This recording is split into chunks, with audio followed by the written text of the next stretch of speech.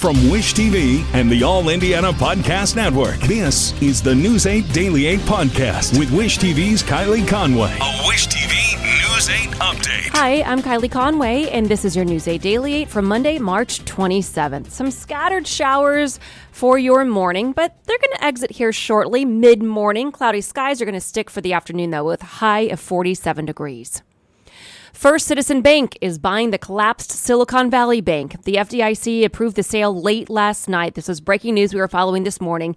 The agency says First Citizens will take over all of the bank's deposits and loans and its customers. According to First Citizens, 17 former SVB branches will start operating today under the name Silicon Valley Bank, a division of First Citizens Bank. As we've reported, I've talked about it here on the podcast, SVB shut down earlier this month after customers withdrew $42 billion in a single day. It marked the second largest bank to fail in U.S. history. This morning, cleanup in Mississippi is underway after a deadly tornado tore through the area. In Rolling Fork, massive piles of debris are scattered across all of the area. The storm tore through several towns Friday night. Officials say at least 25 people are dead and dozens of others are hurt. According to the National Weather Service, wind gusts reached up to 200 miles per hour. The state's governor says the damage is devastating. Friday night's tornado marked the deadliest in the state in more than a decade. President Biden issued an emergency declaration yesterday, making federal funding available. Indiana State Police say a motorcyclist has died after a crash on I-70 near the airport. It happened around 7:30 last night at Ronald Reagan Parkway. Police say witnesses told them a car and semi were also involved. When troopers got there, they tried to help the unresponsive motorcyclist with first aid, but medics say he died at the scene. No word yet on what caused the crash or the name of the victim. A girl is dead and 3 more people are wounded after several weekend shootings. The latest happened on the southeast side just before 3 yesterday morning.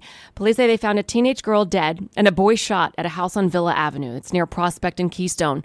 Officers didn't provide any update on the boy's condition other than saying he's stable. Just before 2, IMPD says officers were called to a party on the east side near 10th and Olney. Police tell us a 16-year-old girl was shot in the face and foot. They say she is stable. Eaton police say a 14-year-old Scotty Morris is safe after a week-long search for the missing teen. Police say he was found at Hartford and Harris Streets there in Eaton late Friday night. According to the department, Scotty has been placed in a safe environment with the assistance of CPS. It says the family is cooperating. Police say 2 individuals were brought in for questioning Saturday, but both were found to be uninvolved in the case. To Spencer County now, where state police have identified human remains found over the weekend. They say they belong to Donald Westfall Jr. Troopers say he was from Spencer County. According to ISP, the bones were found by 2 hunters on Saturday afternoon near 231 and County Road 1000 North. In Switzerland County, a man is in serious condition after his boat capsized. It happened just before 2:30 yesterday afternoon on Goose Creek.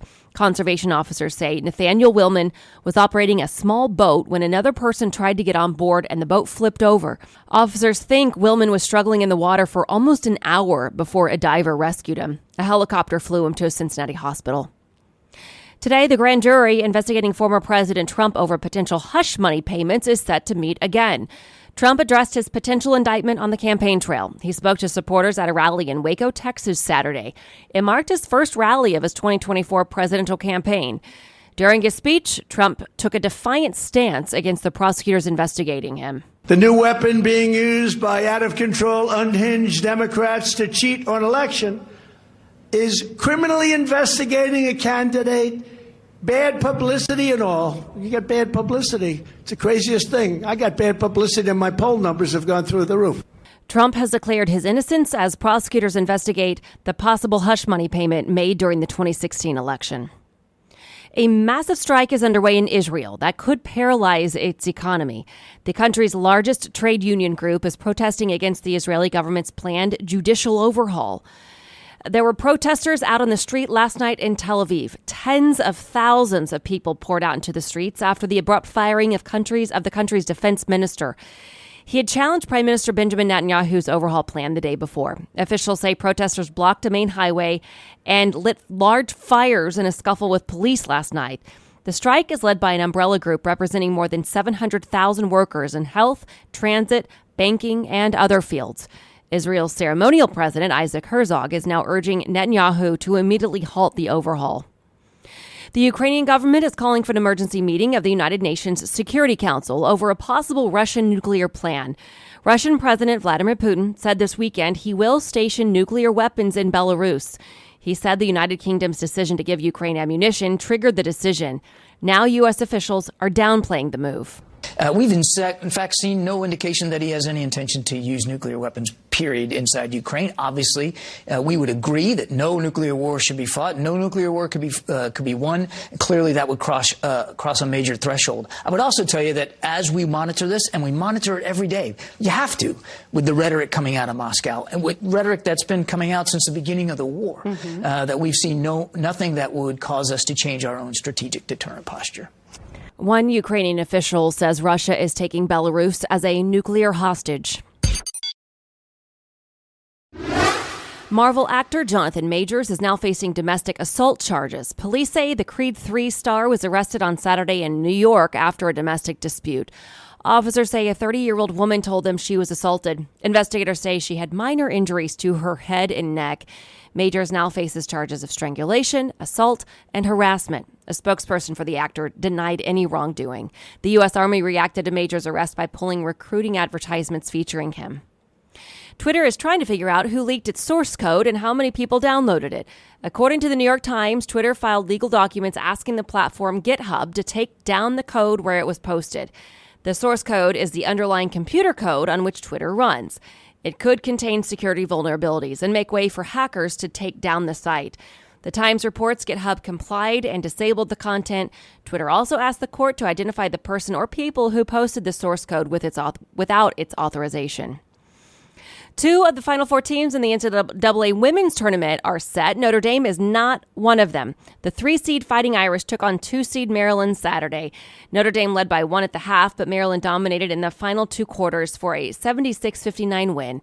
Maryland now faces the undefeated number 1 seed South Carolina Gamecocks tonight to get into the Final Four. That winner plays Iowa on Friday. The winner of tonight's game between Ohio State and Virginia Tech will play LSU.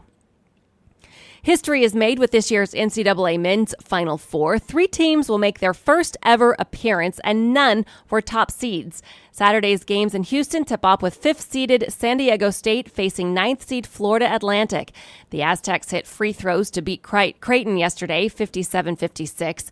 FAU goes into the Final Four after a 3-point upset win over 3-seed Kansas State on Saturday.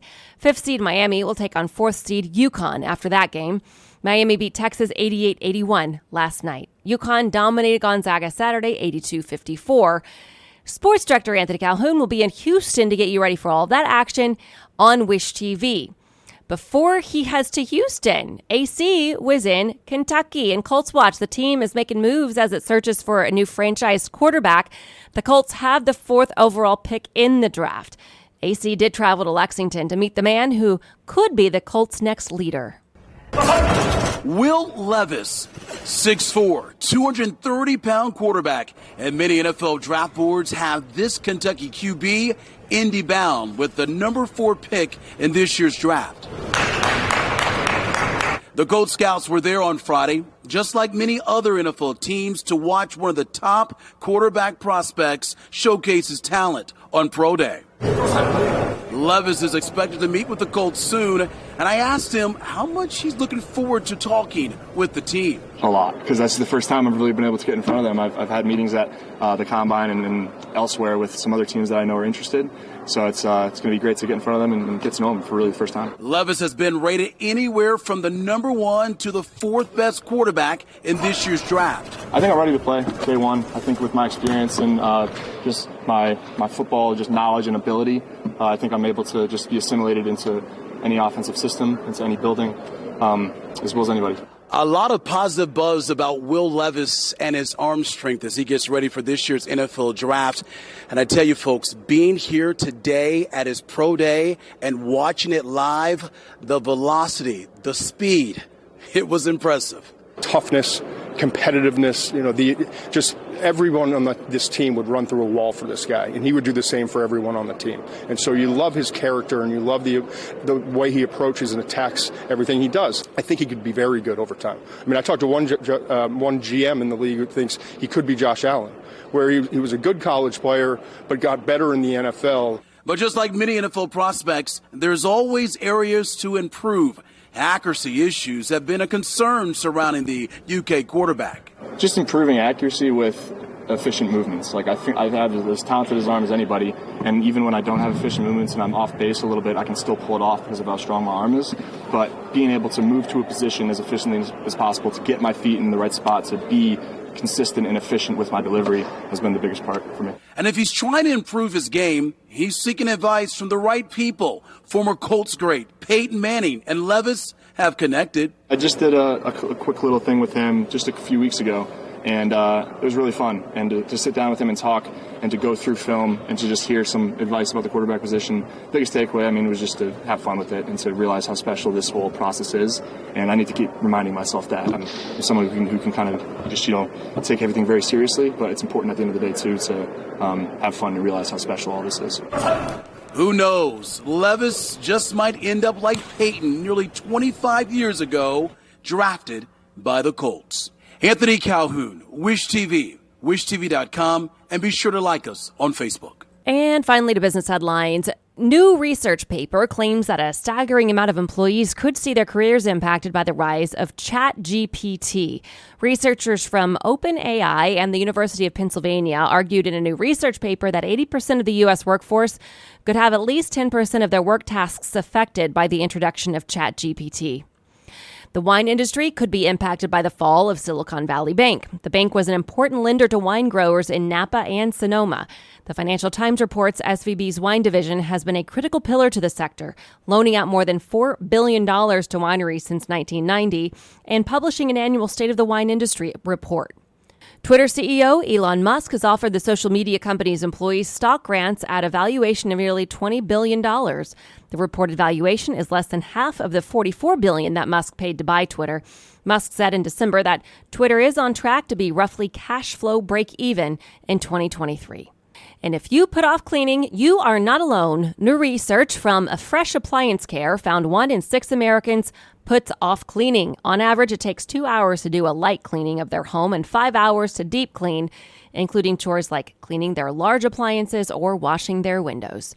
This has been your News 8 Daily 8 for Wish TV. I'm Kylie Conway, online at wishtv.com, and follow us on Facebook when you search Wish TV. This is the News 8 Daily 8 podcast with Wish TV's Kylie Conway. A Wish TV News 8 update on demand. For even more, on demand and on the go. Connect with Wish TV on Facebook at wishtv.com and on the free Wish TV mobile app.